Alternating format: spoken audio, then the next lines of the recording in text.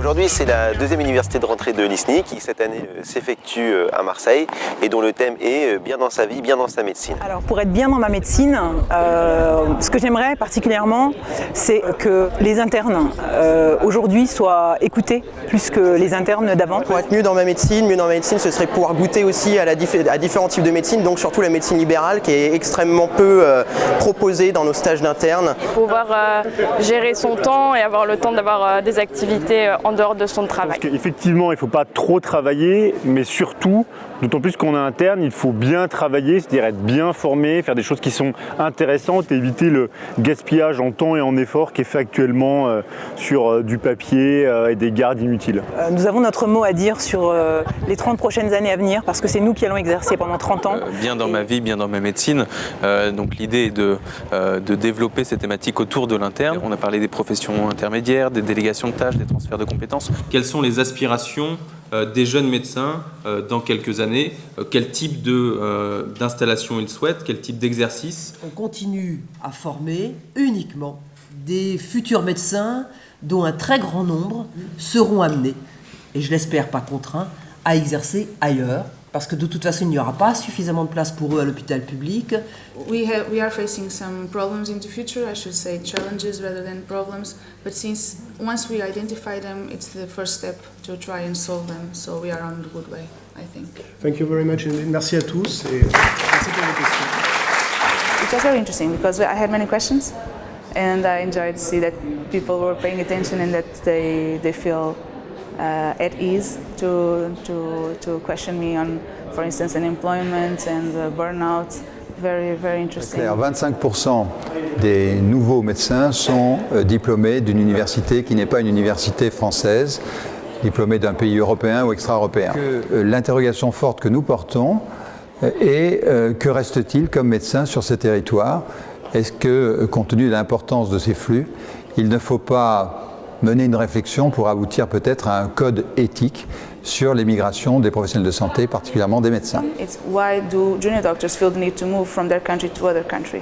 And what can we do to improve working conditions so that people don't feel the need to leave their country where they were born and they were raised and trained?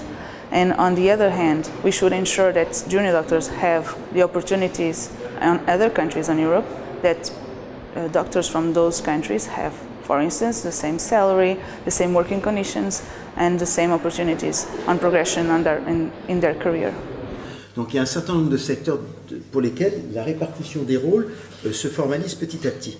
Mais là où vous avez des enjeux économiques, des enjeux culturels et juridiques, la quadrature du cercle est très compliquée.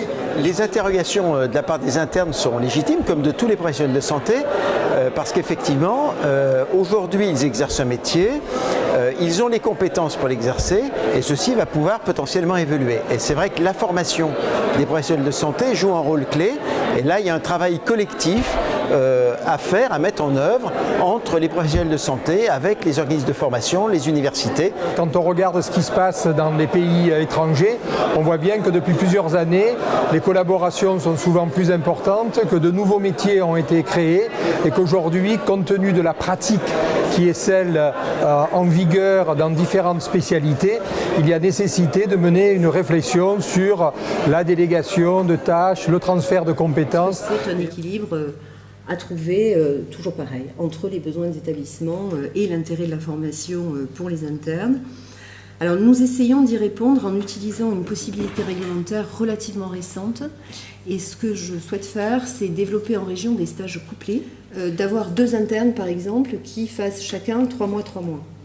Je pense que nous pouvons développer des stages couplés, établissements hospitaliers publics, principalement CHU, et établissements privés, pour que là aussi, l'interne dans une discipline ait cette vision globale. Donc en fait, on a parlé de la présence d'internes dans le secteur privé, contrairement au secteur public qui assure ce rôle historiquement.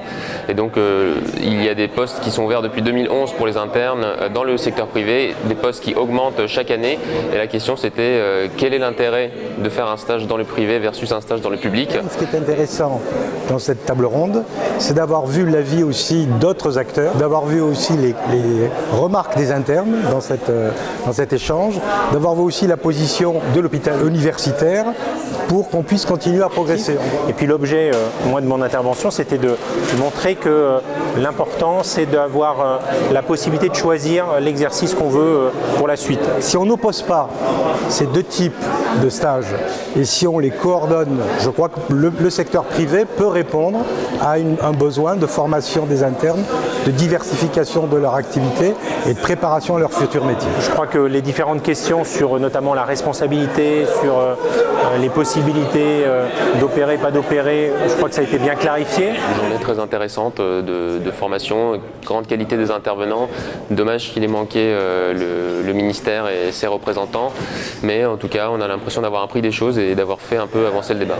On a parlé de l'Europe, on a parlé de la coopération interprofessionnelle, on a parlé de tout un tas de sujets qui concernent le quotidien des internes et je pense que c'était ça l'essentiel et les retours étaient vraiment positifs. Aujourd'hui c'était très sympa et surtout assez intéressant. On a eu plusieurs intervenants, notamment l'intervention d'Elisabeth Hubert qui était très stimulante. Moi j'ai bien apprécié la participation de la représentante des jeunes médecins européens qui est venue nous parler un petit peu de quelles étaient les problématiques européennes communes et particulières à certains des pays d'Europe par rapport à notre formation, aux difficultés qu'on peut rencontrer en stage.